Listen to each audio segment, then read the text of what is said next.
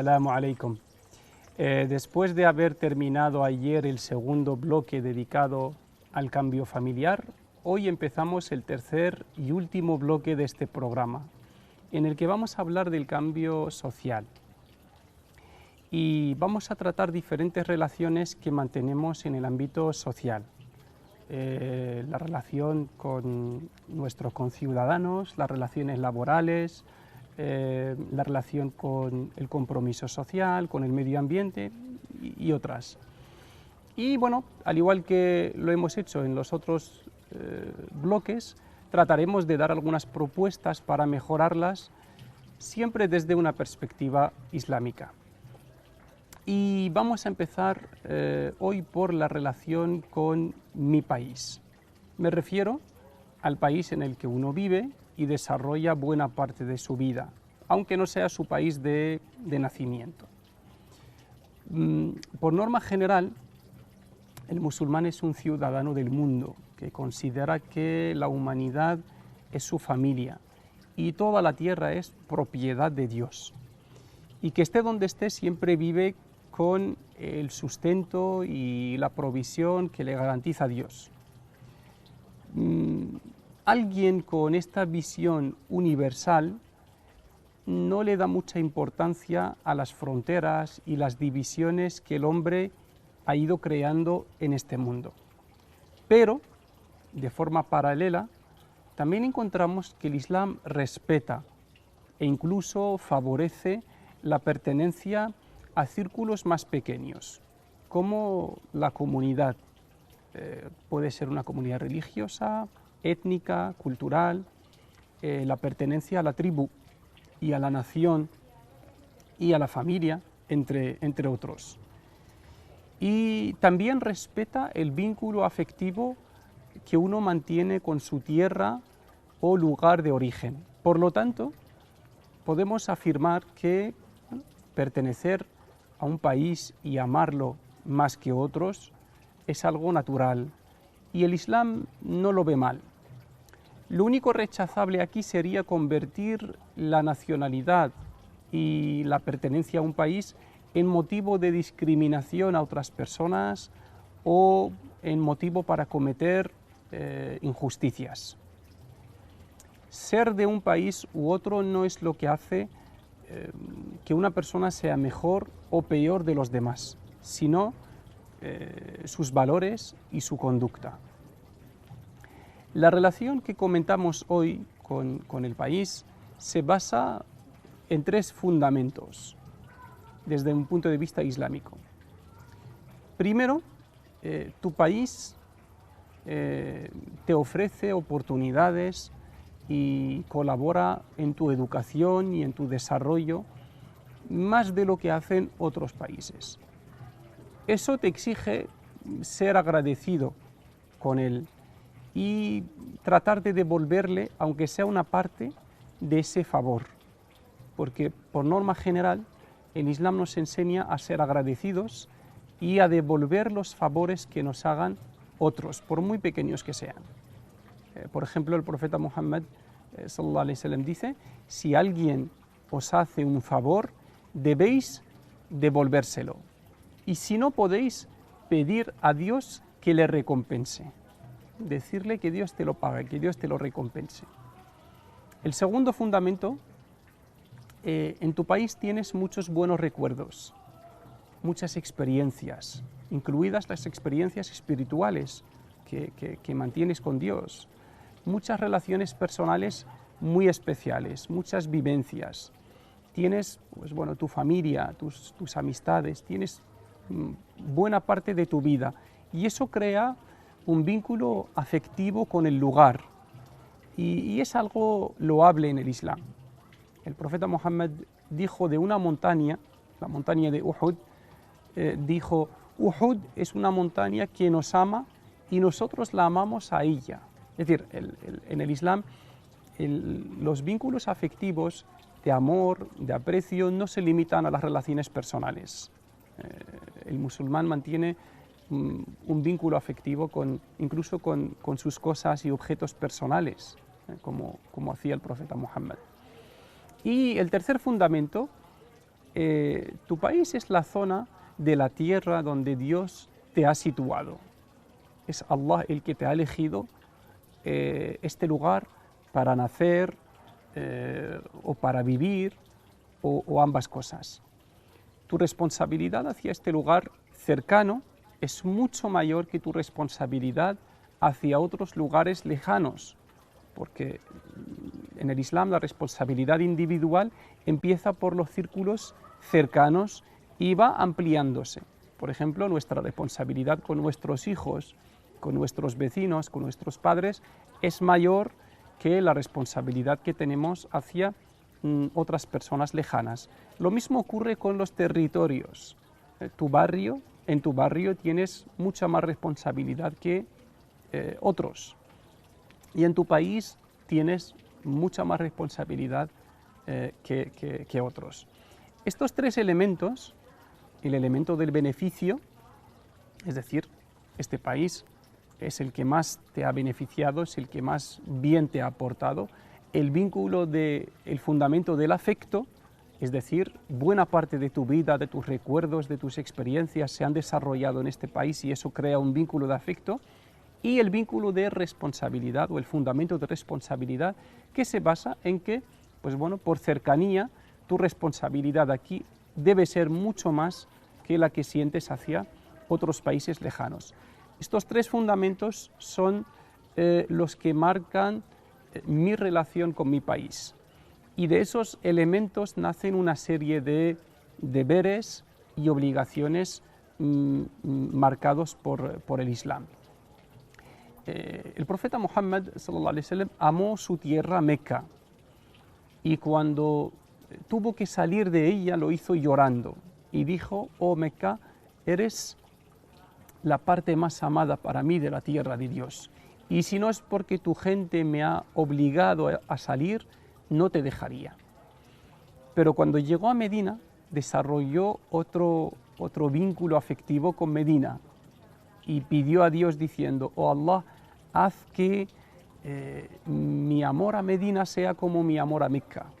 Y en Medina, cuando pasó el resto de su vida, tenía la oportunidad de volver a vivir en Meca, pero no lo hizo, por gratitud, por reconocimiento a lo que Medina le había aportado. Es decir, como forma de agradecer a Meca, a Medina y a su gente por la protección que le habían brindado, no quiso volver a pasar los últimos años de su vida en Meca y se quedó en Medina y ahí murió.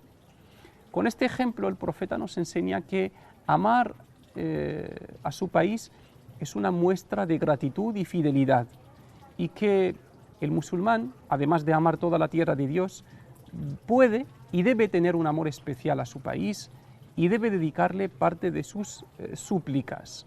Es decir, es un vínculo muy profundo que está presente incluso pues, en los momentos espirituales de una persona, en sus súplicas. De ahí surgió una expresión que, sin ser un hadith del profeta Muhammad, es correcta, islámicamente hablando, y es: el amor a la patria es parte de la fe, o un reflejo de la fe. Es decir, una persona creyente es agradecida y fiel a su país. Lo ama por instinto o por los recuerdos y las personas que viven en él, y trata de servirle y defenderlo de cualquier amenaza.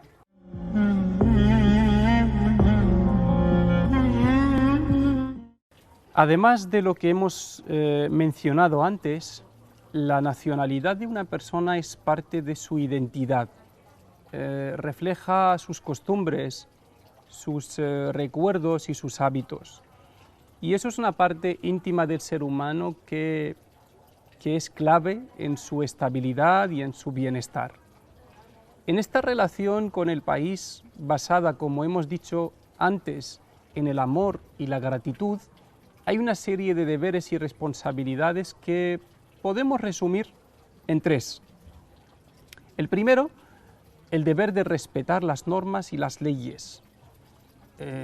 Las leyes garantizan la buena convivencia, la igualdad entre los ciudadanos, y la conservación de derechos y bienes.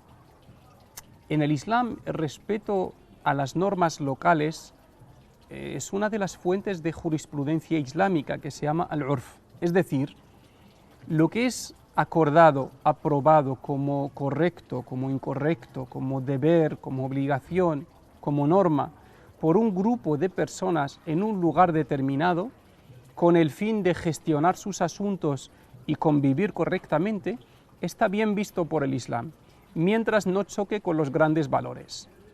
Y no solo eso, sino que esa norma se convierte en una norma islámica. Por ejemplo, vamos a poner dos ejemplos, uno de las costumbres y otro de las leyes. De las costumbres, pues imagínate que en un lugar determinado la gente tiene la costumbre de pues bueno, hacerse un regalo en un día concreto, pues un día que no tiene origen ni religioso ni recuerda algo, por ejemplo, una masacre, es decir, no tiene ninguna connotación negativa, no hay nada que choque con los principios del Islam, simplemente el hecho de regalarse, hacerse un regalo en un día concreto. Pues esta costumbre en ese lugar determinado es bien vista, es buena según el Islam y pasa a convertirse en una costumbre islámica, una norma islámica, es decir, los musulmanes en ese lugar, si la cumplen, es considerada como una buena acción en el Islam, sobre todo en este caso cuando coincide con uno de los mandamientos del Islam, que es hacerse regalos, intercambiar regalos entre las personas. Y así hay muchas costumbres, muchas normas que han pasado a ser islámicas y que son, su origen es étnico, cultural, de una zona determinada, pero mientras no choque con los principios fundamentales del Islam, el Islam está abierto en ese sentido, ¿no? y las aprueba, y las fomenta, y las respeta. Y ahí también entran las normas, las leyes locales, pues, por ejemplo, las normas de tráfico. La norma de tráfico tiene como finalidad conservar la vida humana, y en eso coincide perfectamente con el Islam.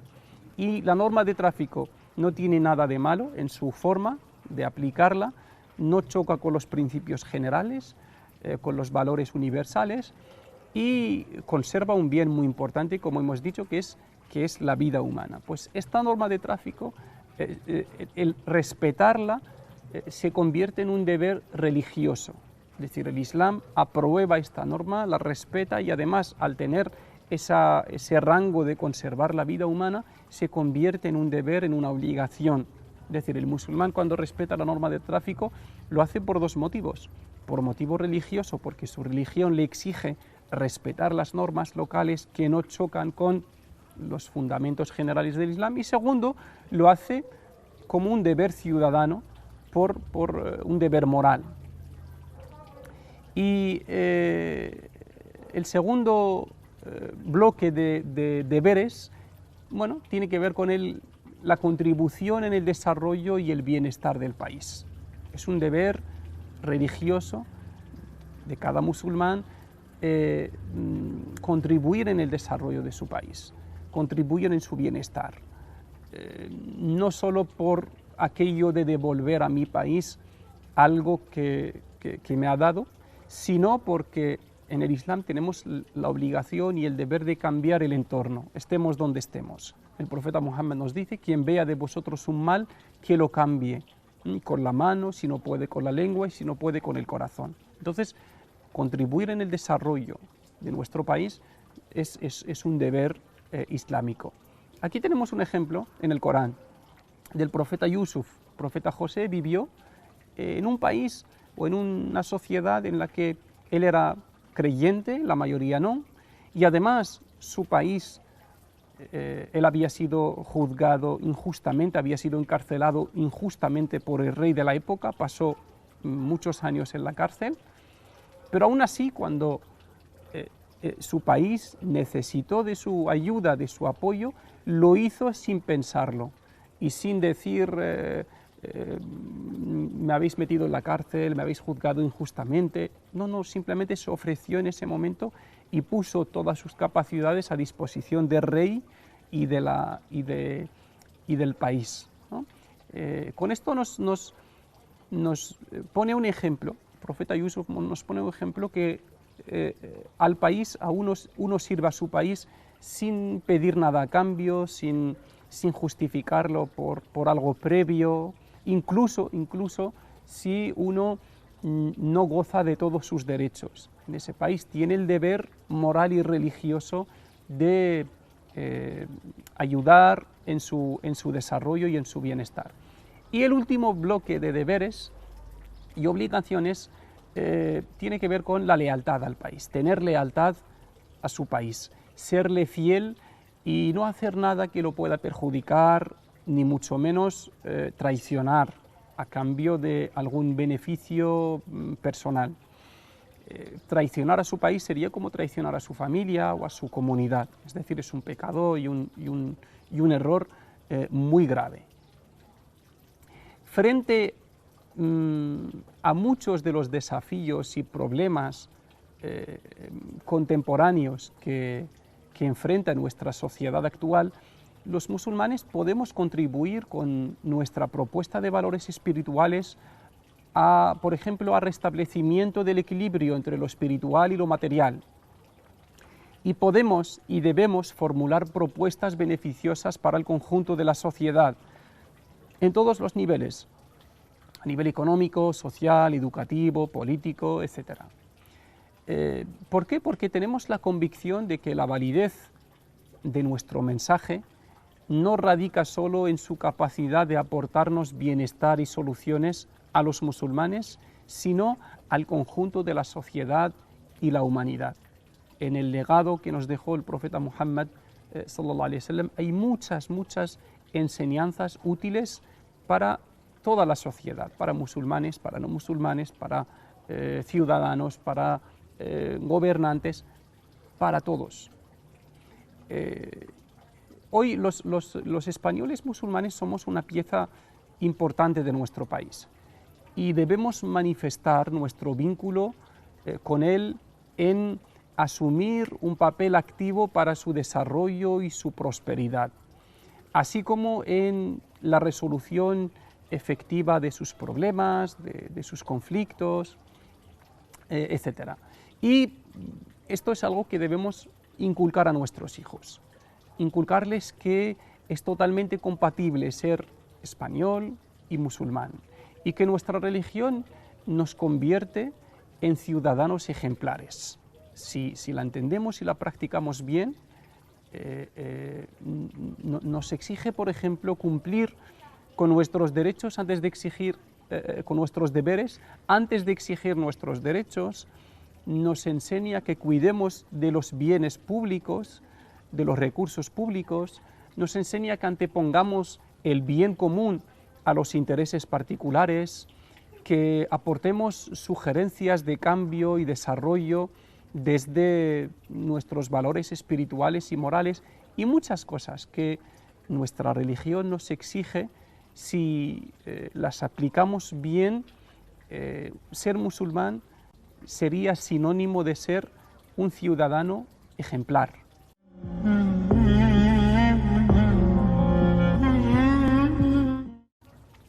Y bueno, para acabar este capítulo y para mejorar nuestra relación con nuestro país, dejo algunas propuestas finales. La primera, debemos asumir un papel activo en nuestro país, mediante la participación en todos los niveles, haciendo aportaciones y sugerencias útiles, la protección de nuestro país, de nuestro entorno, de riesgos, de amenazas, siendo fieles y leales a nuestro país. No podemos estar al margen de lo que pasa a nuestro alrededor, mientras nos interesamos por conflictos y problemas que nos quedan muy lejos. Por un orden de prioridades, lo primero que nos tiene que inquietar, que preocupar, es lo que ocurre a nuestro alrededor, porque Dios nos pide arreglar lo que tenemos cerca, antes de saltar a otros círculos.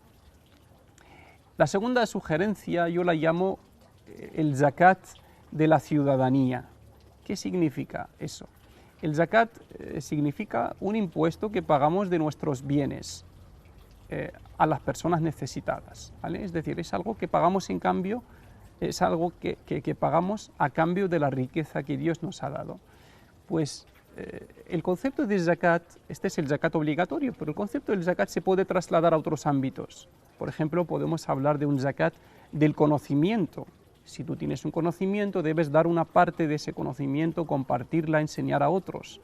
El zakat físico, tú tienes salud y lo suyo sería dar una parte de eso, compartir una parte de eso con las personas que no tienen. Pues el zakat ciudadano es lo mismo. A cambio de los derechos que gozas como ciudadano y los beneficios que te aporta tu país, piensa de qué manera puedes agradecer eso aportando desde tus capacidades algo al entorno, al país, mediante acciones de voluntariado, mediante, no sé, algún tipo de beneficio, ¿vale? Pero llamándolo zakat se convierte en un deber, no en una cosa voluntaria, opcional, que se hace cuando uno tiene tiempo. No, sentir el deber de que a cambio de lo que me estoy llevando, debo aportar algo, debo devolver algo al bien común. Y la última sugerencia tiene que ver con la espiritualidad, y es algo que hizo el profeta Muhammad, que hizo el profeta Ibrahim por la tierra de Meca, hicieron todos los profetas, de tener a sus países, a su tierra presente en sus súplicas. Dedica parte de tus súplicas, especialmente en estos días especiales de Ramadán, días de bendición, días de cercanía de Dios. Dedica una parte de tus súplicas, al igual que pides por muchas personas, incluso por otros países, pues lo prioritario sería empezar o dedicar siempre una parte de tus súplicas pidiendo a Dios por este país, por tus conciudadanos, porque al final somos un mismo equipo y aunque seamos diferentes, porque nuestra fuerza como sociedad está precisamente en la diversidad de nuestras culturas, de nuestras lenguas y de nuestras religiones. Con esto terminamos el capítulo de hoy dedicado a la relación con nuestro país. Espero que sea de utilidad y que sea una llamada de reflexión para mejorar esta relación. Muchas gracias y hasta mañana, inshallah. Assalamu alaikum wa rahmatullahi wa barakatuh.